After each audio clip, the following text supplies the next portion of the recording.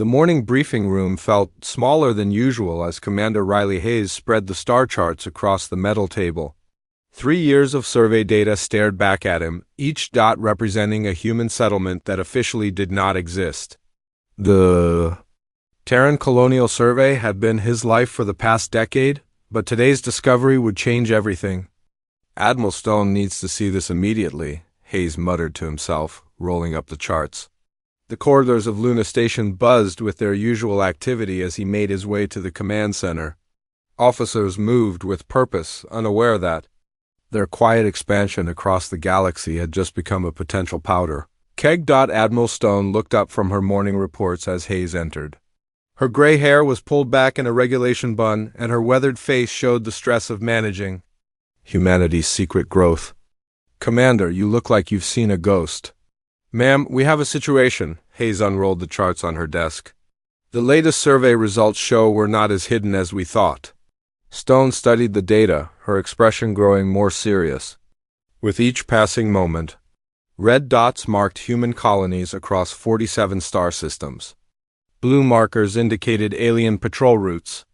The overlap was becoming impossible to ignore. "How many people are we talking about?" Stone asked. 2.8 billion humans across the colonies.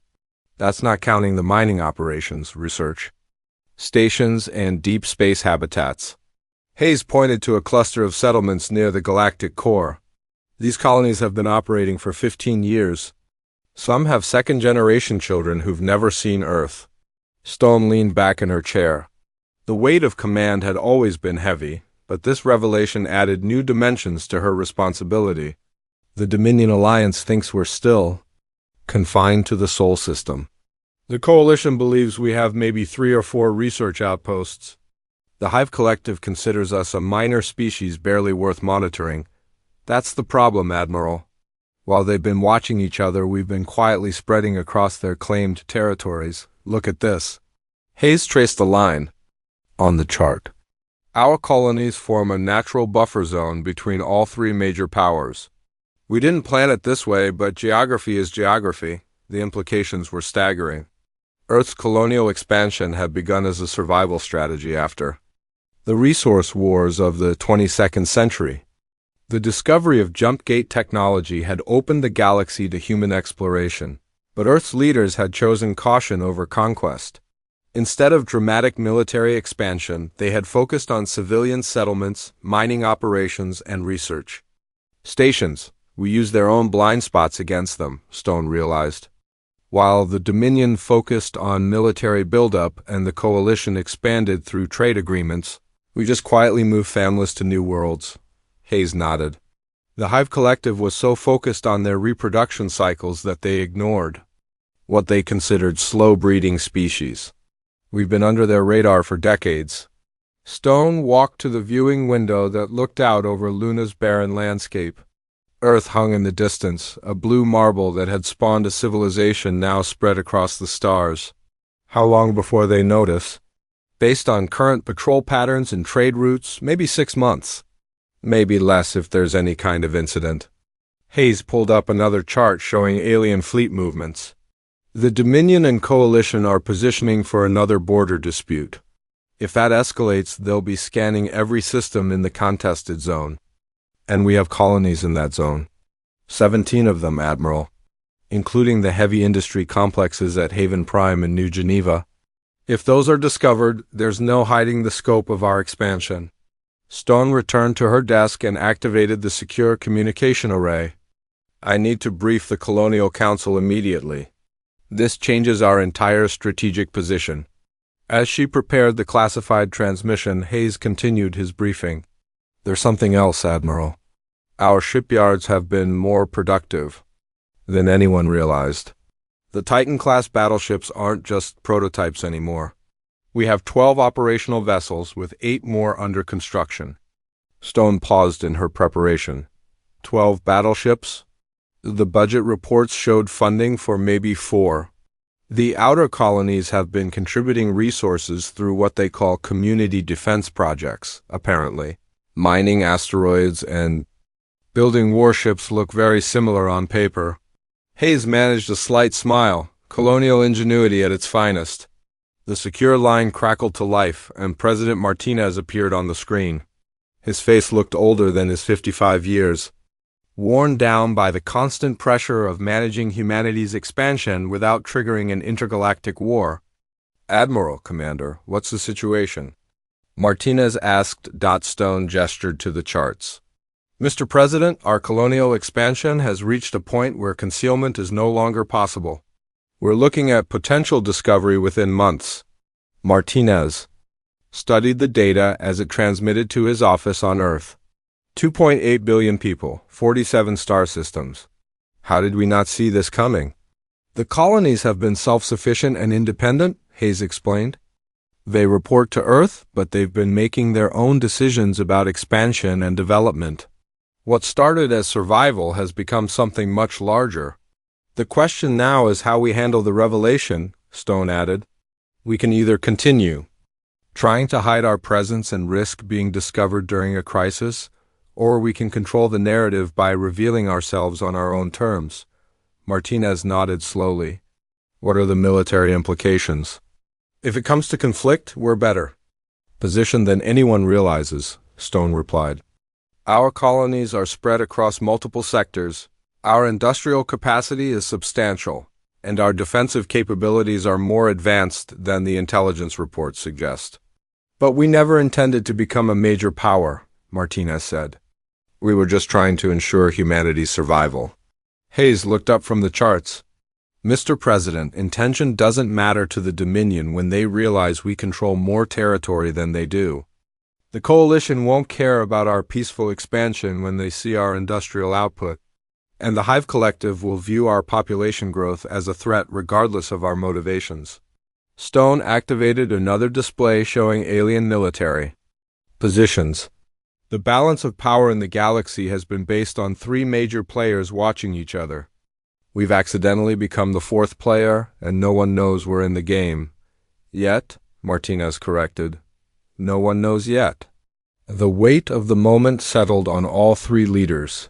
Humanity's quiet expansion across the stars had been successful, beyond their wildest dreams, but success had brought new challenges. They were no longer the small, insignificant species hiding in the shadows of galactic politics. "Admiral, begin preparations for full disclosure," Martinez ordered.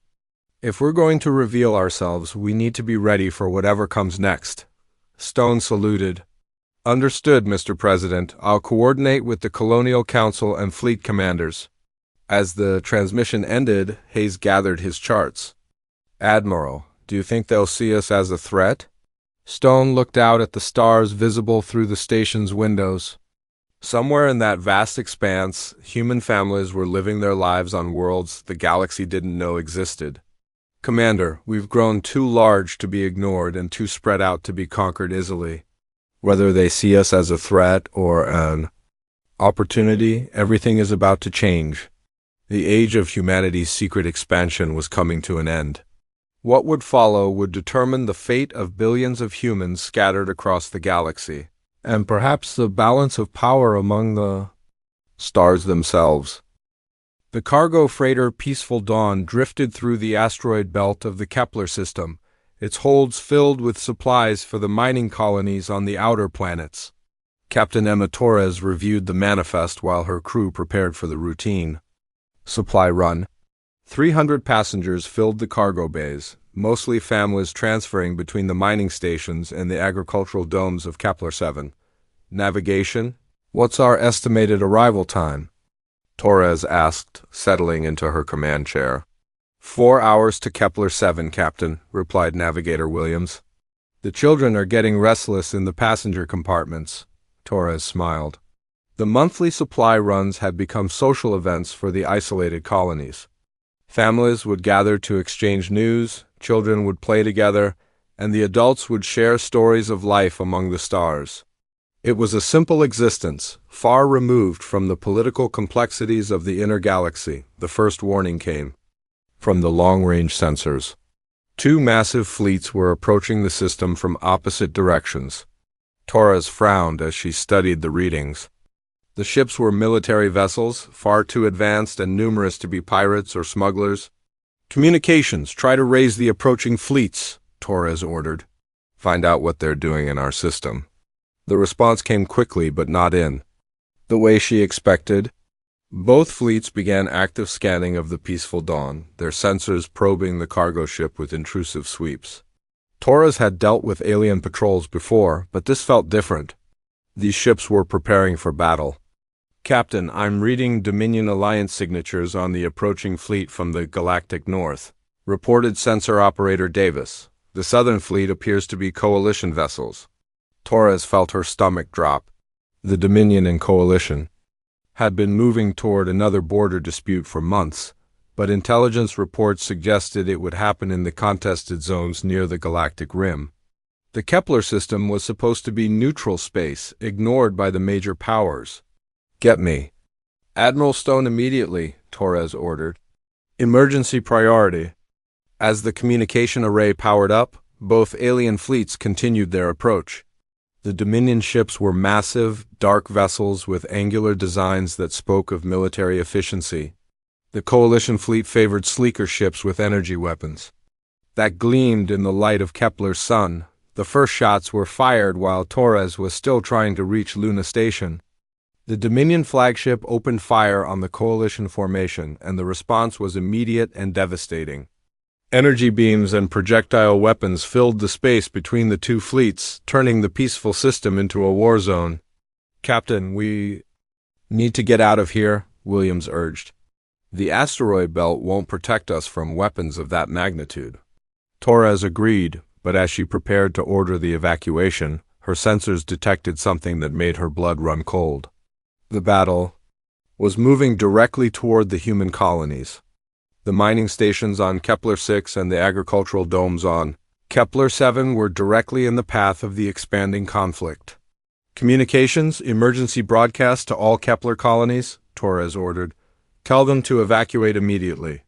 We have a fleet engagement heading their way." The response from the colonies was immediate panic. The mining stations began emergency shutdown procedures, while the agricultural domes activated their defensive shields. But these were civilian installations, designed to protect against asteroid impacts and solar radiation, not military-grade weapons. The peaceful dawn altered course to assist in the evacuation, but the battle was moving too fast. The Dominion and Coalition fleets were so focused on destroying each other that they ignored the human presence entirely. To them, the small ships and civilian installations were invisible. Beneath their notice, the fatal mistake came when a Coalition cruiser, damaged by Dominion fire, lost control and drifted into the asteroid belt. Its automated defense systems, still active, identified the peaceful dawn as a potential threat and opened fire. Torres watched in horror as energy beams tore through her ship's hull. The cargo bays, filled with families and children, were directly hit. Emergency alarms screamed as the ship's atmosphere vented into space. The peaceful dawn broke apart in seconds, its debris joining the asteroids that had hidden it.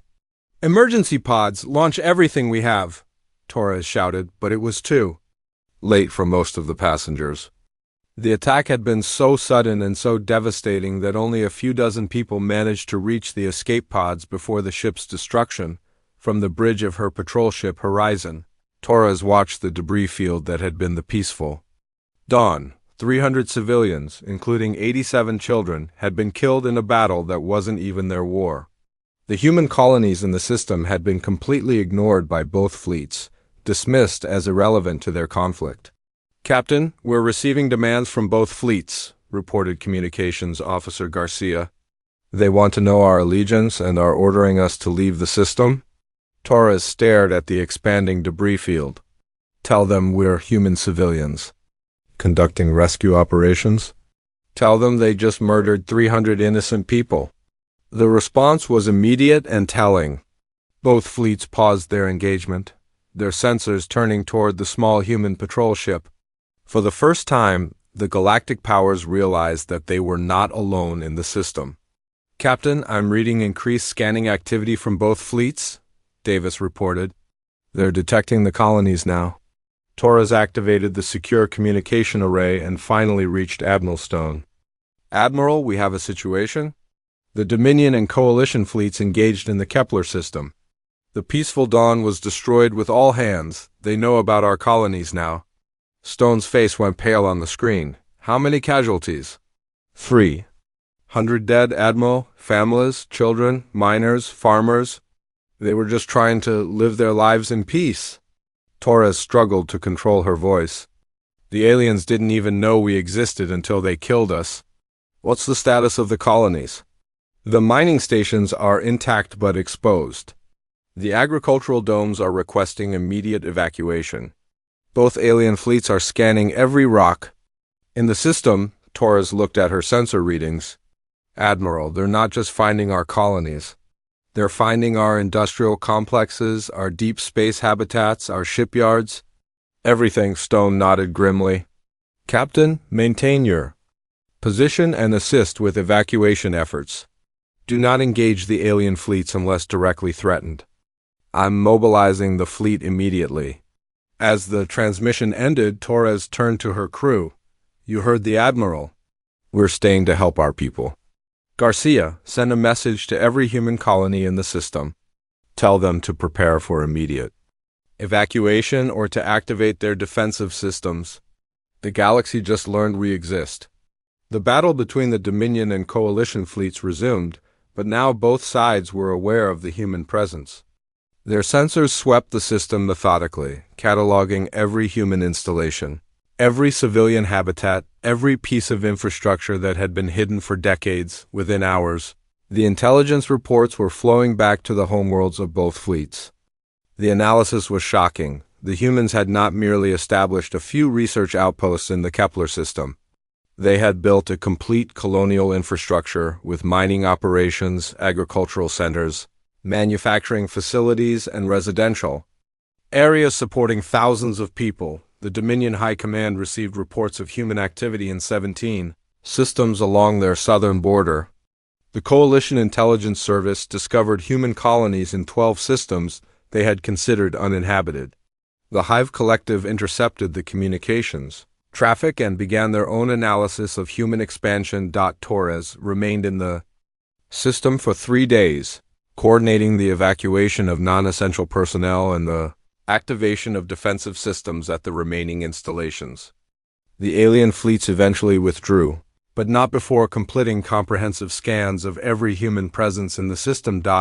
As the Horizon finally departed for Luna Station, Torres looked back at the colonies she was leaving behind. The miners and farmers who remained had volunteered to stay, knowing that their presence would serve as a statement that humanity would not be driven from worlds they had peacefully settled. The message was clear. The galaxy had just learned that humanity was not confined to the Sol system. The quiet expansion that had proceeded in secret for decades had been violently revealed. The age of humanity's hidden growth was over, and what came next would determine whether the species would continue to spread among the stars or be forced back to their homeworld. The death of the peaceful dawn had become the catalyst for a new chapter in galactic history. The major powers now knew that a fourth player had entered the game, and the balance of power that had maintained an uneasy peace for centuries was about to shift dramatically. The war that followed would determine not just the fate of the human colonies, but the future of the galaxy itself. The Galactic Council chamber had never hosted such a tense gathering.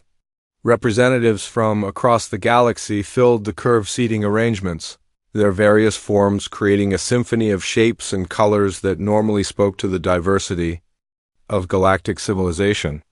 Today, however, the atmosphere was charged with suspicion and barely controlled hostility. Ambassador David Park stood at the central podium, his human form looking small among the towering delegates from the major powers. Behind him, holographic displays showed star charts that would fundamentally alter every power calculation in the galaxy.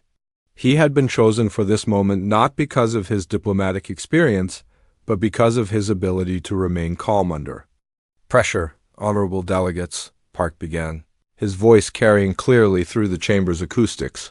I appear before you today to address the questions raised by the recent incident in the Kepler system. The death of 300 human civilians has forced us to reveal information that we had hoped to disclose under more peaceful circumstances. High Chancellor Voss of the Dominion Alliance leaned forward in his elevated seat. His species' naturally intimidating appearance was enhanced by ceremonial armor that gleamed under the chamber's lights. Ambassador Park, our intelligence suggests that humans have been deliberately concealing the extent of their expansion. This deception threatens the stability of established territorial agreements. Premier Kellen of the Coalition nodded in agreement. Her species' diplomatic nature was evident in her calm demeanor, but her words carried an edge of accusation. The Coalition has monitored human activity for decades. Our records show minimal expansion beyond the Sol system. If these records are incorrect, we demand an explanation. Park activated the holographic display behind him. The chamber fell silent as a three-dimensional map of the galaxy appeared, showing the territories claimed by each major power. Then, with a gesture, Park added the human colonies to the display. The reaction was immediate and dramatic. Gasps and sounds of alarm filled the chamber as delegates realized the scope of human expansion. Red dots, representing human colonies, appeared across 47 star systems, forming a network that stretched across multiple sectors of the galaxy. These are the confirmed human settlements as of today, Park announced. Our expansion began 60 years ago as a survival strategy following the resource wars on Earth. We established colonies slowly and carefully, focusing on uninhabited systems and avoiding conflict with established powers. Queen Mind Zara of the Hive Collective spoke through her translator unit, her insectoid form rigid with what might have been anger. The Hive Collective has monitored reproduction patterns of all species in our territory. These settlements represent a population growth that violates established biological projections. Park nodded respectfully. Your Majesty, our current colonial population stands at 2.8 billion individuals. This includes natural population growth and planned colonization efforts spanning 6 decades. The number sent another wave of shock through the chamber. Several delegates began urgent conversations with their aides, while others activated communication devices to relay the information to their HOMEWOLDS. High Chancellor Voss stood, his imposing figure casting a shadow across the chamber. Ambassador Park, you speak of uninhabited systems, but our territorial surveys show that 17 of your colonies exist within the Dominion sphere of influence. These settlements constitute illegal occupation of sovereign territory. With respect, Chancellor, Park replied calmly. The systems in question were surveyed by multiple powers and classified as uninhabited. Our colonies were established in accordance with galactic law regarding settlement of unclaimed worlds. Premier Kellen activated her own display, showing Coalition territory markers. The Coalition recognizes 12 human settlements within our established trade routes. These colonies have been conducting commerce and industry without proper authorization or taxation. Park had prepared for this argument. Premier, our colonies have been entirely self-sufficient. They have not engaged in competitive trade with Coalition member worlds, nor have they interfered with established commerce routes. The agricultural and mining operations exist solely to support our civilian populations. The Queen Mind's translator crackled with what sounded like agitation. Self-sufficient colonies with industrial capacity represent military potential. The Hive Collective cannot ignore the strategic implications of undeclared human expansion. Your Majesty raises an important point, Park acknowledged. Our colonies do possess industrial facilities necessary for their survival and growth. However, these facilities have been used exclusively for civilian purposes. The mining operations extract resources for construction and manufacturing. The agricultural centers provide food for our growing population. High Chancellor Voss gestured toward the display. These are not simple farming communities, Ambassador. Our intelligence reports indicate significant technological infrastructure, including shipyards and manufacturing complexes capable of military production. Park had reached the moment he had been dreading. The existence of human military capabilities could no longer be hidden, but revealing them might trigger the very conflict he hoped to avoid. Chancellor, it is true that our colonies possess defensive capabilities. Any civilization expanding into space must be prepared to defend itself against pirates, natural disasters, and other threats. Defensive capabilities, Premier Kellen repeated. Our sensors detected at least 12 large vessels of unknown configuration in the Kepler system. These ships appeared to be military vessels, not civilian transports. The Titan-class vessels are indeed military ships, Park admitted. They were constructed to protect our colonies and civilian populations. However, they have never been used in offensive operations against any galactic power. The revelation that humanity possessed a military fleet sent the chamber into chaos. Delegates began shouting questions and accusations in dozens of languages. The mechanical translation system struggled to keep up with the overlapping conversations. The council chairman, an ancient being whose species had founded the galactic government, called for order. Ambassador Park, the council requires complete disclosure of human military capabilities. The peace of the galaxy depends on accurate assessment of all major powers. Park activated another display. The human colonial fleet consists of 37 vessels of various classes. 12 are Titan-class battleships designed for system defense. The remaining vessels are cruisers, frigates, and support ships. All were constructed for defensive purposes and colony protection. High Chancellor Voss studied the display with obvious concern. 37 military vessels represents a significant fleet. The Dominion cannot ignore this level of military buildup within our territory. Nor can the Coalition, Premier Kellen added. The presence of human military forces in our space was never authorized or disclosed during diplomatic negotiations. The Queen Mind's translator emitted a series of clicking sounds. The Hive Collective views undisclosed military expansion as a prelude to territorial aggression. Our species has experienced such deception before. Park raised his hands for calm. Honorable delegates, I understand your concerns. However, I must emphasize that human expansion has been entirely peaceful. We have never initiated hostilities with any galactic power. Our colonies exist to ensure the survival and prosperity of our species, not to threaten established civilizations. Yet your expansion has fundamentally altered the balance of power in the galaxy, the chairman observed. The territorial extent of human settlement makes your species the fourth major power, whether you intended such status or not. The chairman is correct, Park admitted. We did not seek to become a major power, but our growth has created that reality. We now face the choice of how to proceed with this new understanding. High Chancellor Voss leaned back in his seat. The Dominion Alliance has maintained galactic peace through careful balance between the major powers. The introduction of a fourth major power disrupts that balance and threatens stability.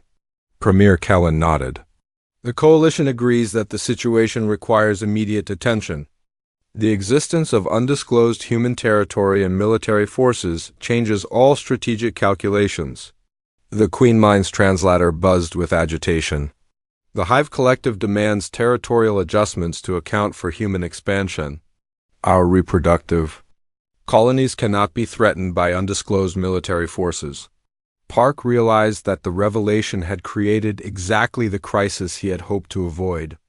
I propose that the Council establish a new framework for recognizing human territorial claims while maintaining the peace that has benefited all our civilizations.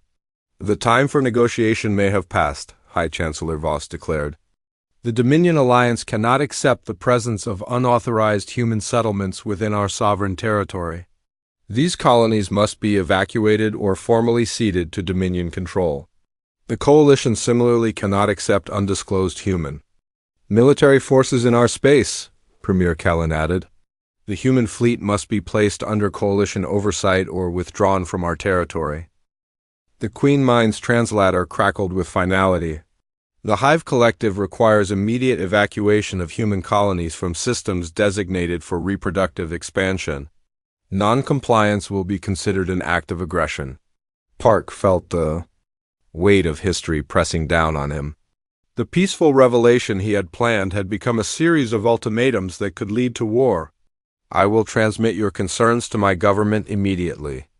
However, I must inform the Council that humanity cannot abandon colonies that have been peacefully established over decades. 2.8 billion people cannot be relocated at the demand of foreign powers.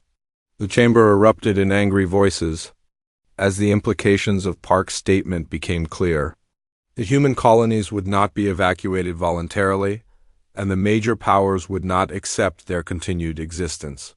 The careful balance of power that had maintained peace for centuries had been shattered by the revelation of humanity's quiet expansion. As the session dissolved into chaos, Park realized that the age of peace was ending. The galaxy would have to choose between accepting humanity as a fourth major power or forcing the issue through military action. The revelation that was supposed to bring understanding had instead brought the galaxy to the brink of war. The emergency session of the Earth Security Council convened within hours of Ambassador Park's transmission from the Galactic Council. President Martinez sat at the head of the table, flanked by Admiral Stone and General Brooks, the head of Colonial Defense Forces. The holographic displays showed the positions of alien fleets throughout human space, and the news was not encouraging. The Dominion has issued a formal ultimatum, Martinez announced, reading from the official communication. We have 30 days to evacuate 12 key colonial systems or face military action. They're demanding we abandon Haven Prime, New Geneva, and the entire Centauri cluster. General Brooks studied the tactical displays with growing concern. Mr. President, those systems contain over 400 million people. The industrial capacity alone represents 40% of our colonial manufacturing base. Evacuation would be impossible even if we wanted to comply. Admiral Stone activated additional displays showing fleet movements. The situation is more complex than a simple ultimatum. The coalition has approached us through back channels, offering a defensive alliance against the Dominion. They see an opportunity to weaken their primary rival by supporting human territorial claims. And the Hive Collective? Martinez asked. They've, begun mobilizing their reproduction fleets, Stone replied grimly. Intelligence suggests they're preparing for a massive expansion push into systems they claim we're blocking. Their biological imperative doesn't allow for negotiation. Martinez leaned back in his chair, feeling the weight of billions of lives on his shoulders. So we have the Dominion demanding evacuation, the Coalition offering alliance, and the Hive Collective preparing for war. What are our options? General Brooks pulled up the military assessment. Our defensive capabilities are stronger than the aliens realize, but we're facing 3 potential enemies with combined forces that outnumber U.S. significantly. However, our territorial distribution gives us strategic advantages. Explain, Martinez ordered. Our colonies are spread across multiple sectors, making simultaneous attack difficult. Each major colony has significant defensive installations that were disguised as civilian infrastructure. The mining operations in the asteroid belts can be converted to military production within weeks. Admiral Stone added her analysis. The Titan-class battleships are fully operational and positioned strategically throughout our territory. The alien powers have been underestimating our military capabilities because they've been focused on each other rather than on us. President Martinez activated the secure communication system. Get me the Colonial Council. Every governor, every military commander, every civilian administrator. They need to understand what we're facing.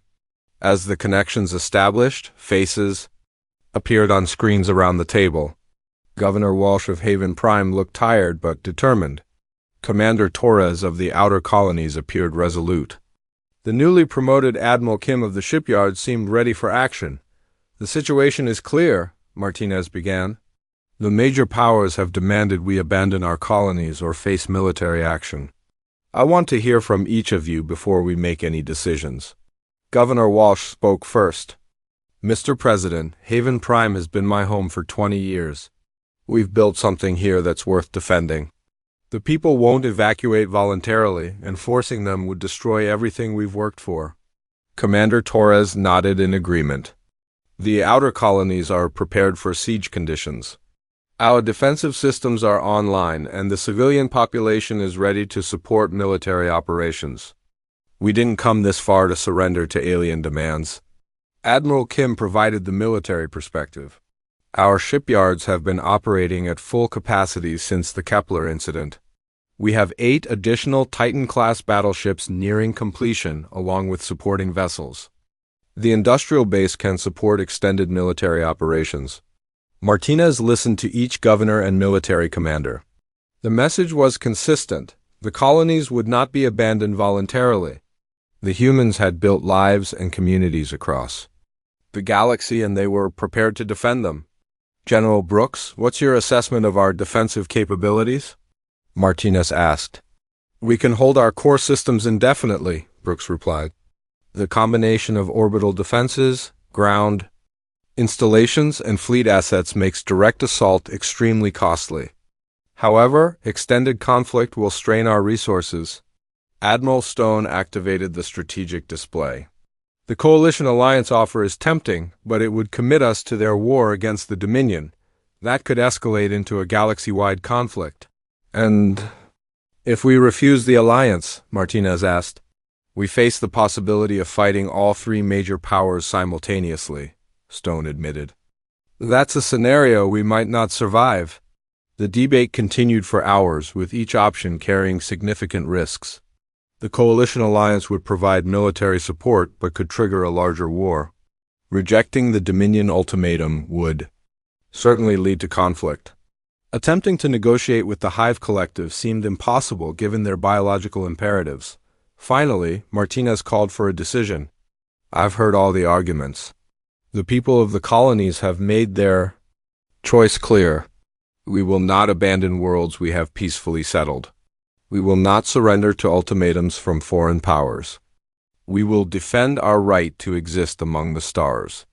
The room fell silent as the implications sank in. Earth was choosing to stand against the established galactic powers rather than surrender its colonial empire. Admiral Stone, begin full mobilization of all military assets, Martinez ordered. General Brooks, activate the defensive protocols for all colonial systems. We go to war footing immediately. What about the Coalition Alliance? Stone asked. Martinez considered the question carefully. Accept their offer, but make it clear that we're not interested in offensive operations against the Dominion. This is about defending our colonies, not conquering alien territory. As the orders went out, the colonial governments began their preparations. The mining operations shifted to military production. The agricultural centers prepared for siege conditions. The civilian populations began evacuation from the most vulnerable areas while preparing to support military operations. The Dominion response was swift and predictable. High Chancellor Voss announced that the human rejection of their ultimatum constituted an act of rebellion against galactic order. The Dominion fleet began moving toward human space. Their destination clear, the Coalition honored their alliance immediately, mobilizing their own forces to support human defensive operations. Premier Kellen announced that the Coalition would not allow the Dominion to destroy human colonies that had been peacefully established. The Hive collective reaction was more complex. The Queen Mind declared that human expansion threatened their reproductive colonies and began mobilizing their biological fleets. However, intelligence suggested they were also preparing for conflict with both the Dominion and Coalition forces within days. The galaxy was divided into armed camps. The Dominion Alliance prepared for war against the Human Coalition Alliance. The Hive Collective mobilized for conflict against anyone who threatened their expansion. Minor powers began choosing sides or declaring neutrality. Admiral Stone stood on the bridge of the battleship Enterprise, watching the tactical displays as fleets moved into position across the galaxy. The ship was the flagship of the human fleet, equipped with the most advanced technology the colonies could produce. Admiral, we're receiving reports from all sectors, reported Communications Officer Davis. The Dominion fleet is approaching Haven Prime. Coalition forces are moving to intercept. The Hive Collective is mobilizing in 3 sectors simultaneously, Stone nodded grimly. Order all colonial systems to activate their defensive systems. Begin final preparations for fleet engagement. Signal the coalition fleet that we're ready to coordinate operations. The first shots would be fired within hours. The galactic war that nobody had wanted was about to begin, triggered by humanity's refusal to abandon the colonies they had built across the stars. The balance of power that had maintained peace for centuries was about to be tested in the crucible of interstellar war. As the fleets moved into position, Stone reflected on the chain of events that had brought them to this moment. The quiet expansion that had been humanity's strength had become the catalyst for galactic conflict. The species that had tried to avoid attention had become the center of the greatest war the galaxy had ever seen. The battle for humanity's right to exist among the stars was about to begin, and the outcome would determine not just the fate of the human colonies, but the future of galactic civilization itself. The first battle of the galactic war began at 0347 hours Standard Time when the Dominion fleet opened fire on Haven Prime's orbital defenses. Admiral Stone watched from the bridge of the Enterprise as energy beams and projectile weapons lit up the darkness of space around humanity's most important colony. "Defensive grid is holding," reported Tactical Officer Martin. "The orbital platforms are returning fire, but the Dominion fleet is massive. We're counting 67 vessels, including 8 Dreadnought-class battleships." Stone studied the tactical display as the battle unfolded. The human defensive platforms had been disguised as mining stations and communication arrays for decades, but their true purpose was now revealed. Heavy particle cannons and missile batteries emerged from seemingly civilian structures, creating a deadly web of fire around the colony. "Signal the fleet," Stone ordered. "All Titan-class vessels engage the enemy. Coordinate with the coalition forces approaching from the galactic south." The human battleships moved into formation, their sleek designs cutting through space toward the larger Dominion fleet. The Enterprise led the charge, her weapon systems charging for the first shots of humanity's first interstellar war. The Dominion forces had expected minimal resistance from what they considered a minor species with limited military capability. High Chancellor Voss had planned a quick strike to force human evacuation and demonstrate Dominion power to the galaxy. Instead, his fleet found itself facing a coordinated defense that had been planned for decades. "Incoming missiles from the human fleet," reported the Dominion tactical officer aboard the flagship Supremacy. "Their weapons technology appears more advanced than intelligence suggested." Voss watched as human missiles penetrated his fleet's defensive screens and struck with devastating effect. 3 Dominion cruisers were destroyed in the opening salvo, their hulls torn apart by weapons that seemed to ignore conventional shielding. "Return fire," Voss ordered. "Target their flagship and those orbital platforms. Show them the price of defying the Dominion alliance." The battle intensified as both fleets engaged at close range. The human defensive platforms proved remarkably resilient, their armor and shielding designed to withstand the kind of punishment that would destroy conventional military installations. The Titan-class battleships maneuvered with surprising agility, using their advanced propulsion systems to avoid the heavier Dominion weapons while striking with precision. Admiral Stone coordinated the human response from the Enterprise, watching as her carefully planned defensive strategy unfolded. "Communications, signal coalition fleet. Request immediate support at Haven Prime. We're holding, but we need reinforcement." The coalition response was swift and decisive. Premier Kellen had positioned her fastest ships to support human operations, seeing an opportunity to strike a decisive blow against their Dominion rivals. 32 coalition vessels dropped out of hyperspace at the edge of the Haven system, immediately engaging the Dominion rearguard. "Coalition fleet has arrived," Martin reported.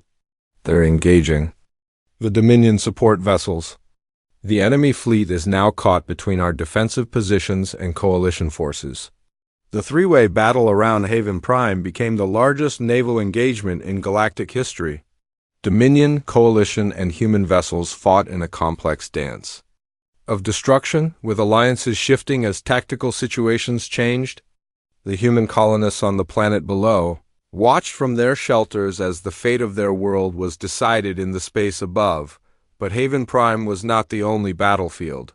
Across the galaxy, conflicts erupted as the major powers moved to secure strategic positions.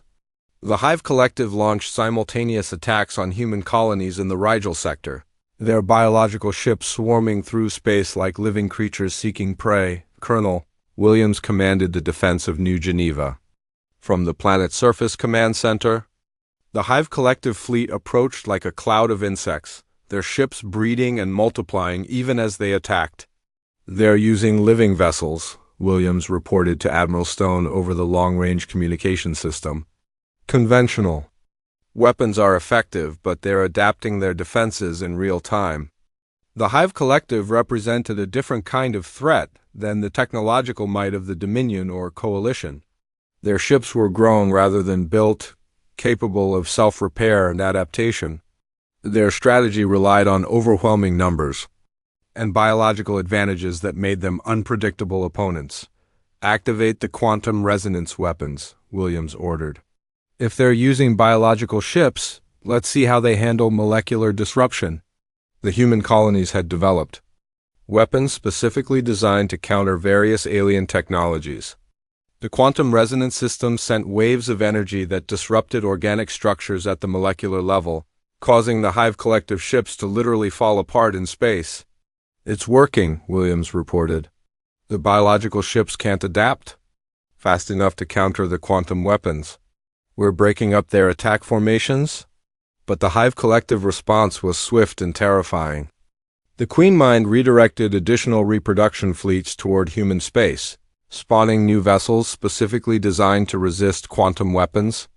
The war was becoming an arms race between human technology and Hive Collective biological adaptation. At the Centauri Gate, the most critical battle of the war was taking place. The ancient jump gate provided access to the inner systems of human space, including the approaches to Earth itself.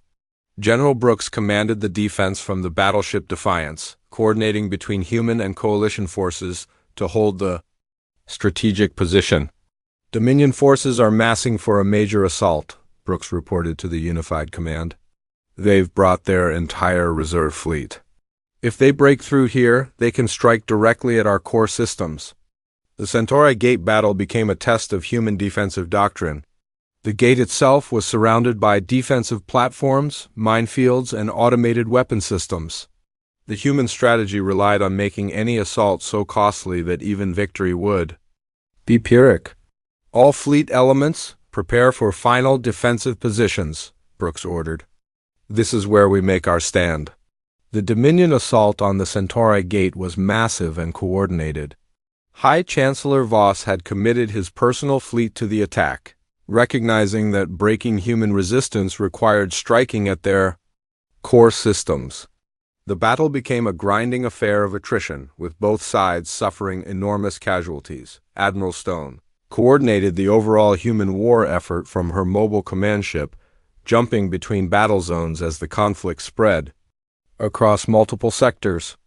The human fleet was smaller than any single alien power, but their territorial distribution and defensive preparations allowed them to fight effectively on multiple fronts. "Status report from all sectors," Stone requested as she reviewed the tactical situation. "Haven Prime is secure," Martin reported. "The Dominion fleet has withdrawn after taking heavy casualties. Coalition forces are pursuing. New Geneva is holding against the Hive Collective, but they're adapting to our quantum weapons. We need new countermeasures." The Centauri Gate battle is ongoing. General Brooks reports he can hold the position, but Dominion reserves are still arriving. Stone studied the strategic display, watching as the war evolved beyond anyone's initial plans. The careful balance of galactic power had been completely disrupted, with minor species choosing sides and previously neutral powers being drawn into the conflict. "Communications, open a channel to President Martinez," Stone ordered. "He needs to see this." Martinez appeared on the screen, his face showing the strain of managing a galactic war. "Admiral, what's our situation?" "We're holding on all fronts, but the war is escalating beyond our initial projections, Stone reported.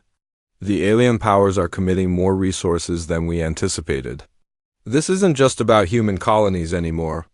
It's becoming a struggle for galactic dominance. What are our options? We can continue fighting defensively, but that means accepting a prolonged conflict with uncertain outcomes. Or we can take the initiative and strike at alien strategic targets, potentially ending the war more quickly but risking greater escalation. Martinez considered the options carefully. What do you recommend? The Dominion fleet at Centauri Gate represents their main striking force. If we can destroy it completely, we eliminate their ability to threaten our core systems. The Coalition would support such an operation, and it might convince the Hive Collective to negotiate. Do it, Martinez ordered. End this war before it consumes the entire galaxy. Stone nodded and began coordinating the largest human military operation in history. Every available Titan-class battleship would converge on the Centauri Gate for a decisive battle against the Dominion fleet. The Coalition would provide support, and the human colonies would contribute every available resource. The final battle of the Centauri Gate would determine not just the outcome of the war, but the future balance of power in the galaxy. Humanity had begun the conflict trying to defend their right to exist among the stars. Now they found themselves fighting for the right to determine their own destiny in a galaxy that would never again ignore their presence.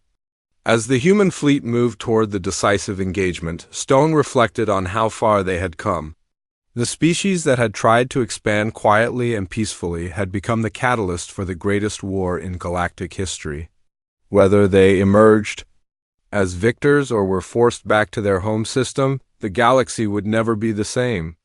The age of humanity's hidden growth was over. The age of open conflict for their place among the stars had begun, and its outcome would reshape the very foundations of galactic civilization.